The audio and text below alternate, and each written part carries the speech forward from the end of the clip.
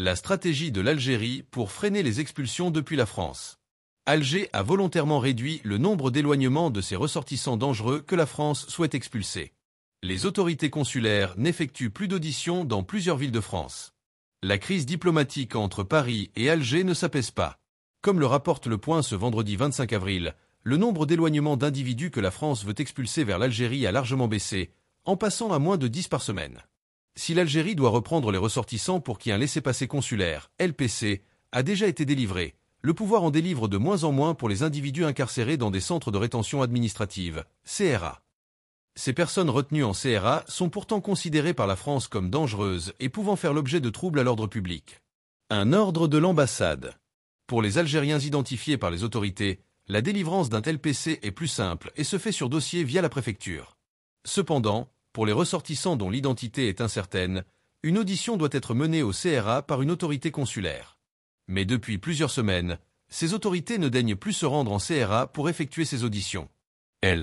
Par conséquent, il n'y a pas de délivrance de LPC, pas d'entretien, pas de réponse aux sollicitations des préfectures, depuis février dans de nombreuses villes de France, comme Lyon, Grenoble ou Saint-Étienne, révèle un document qu'a pu consulter Le Point. Même situation à Lille, où les entretiens consulaires ont cessé depuis le 12 mars. Le journal cite aussi le cas de Bordeaux, où le vice-consul n'a pas assisté aux auditions depuis le 20 mars.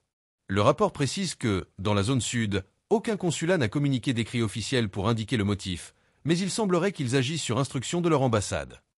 Un risque d'engorgement des centres. Depuis l'affaire Doualem, qui a provoqué de réelles crispations diplomatiques entre Paris et Alger, l'Algérie n'hésite pas à bafouer l'accord bilatéral de 1994, qui prévoit que la France n'a pas à demander de LPC pour envoyer un Algérien détenteur de documents d'identité. En France, le risque est grand de voir les CRA rapidement engorgés.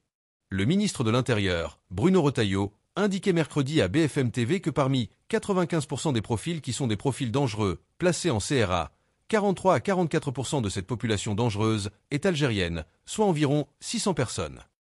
La situation semble pour l'instant être maîtrisée grâce à l'intensification des éloignements vers le Maroc, avec qui la France a accéléré ses échanges. Sur le long terme, l'une des solutions serait d'allonger la durée de la rétention de 90 à 210 jours. L'entrée en fonction d'ici 2026 des 3 nouveaux centres de rétention à Bordeaux, Dijon et Dunkerque est aussi particulièrement attendue par les autorités. D'après les informations du Point, Beauvau songerait aussi à mettre en place des CRA moins sécurisés pour les individus sous OQTF qui ne sont pas considérés comme dangereux et qui ne présenteraient pas de risque pour la sécurité. Merci de bien vouloir vous abonner et de cliquer sur j'aime.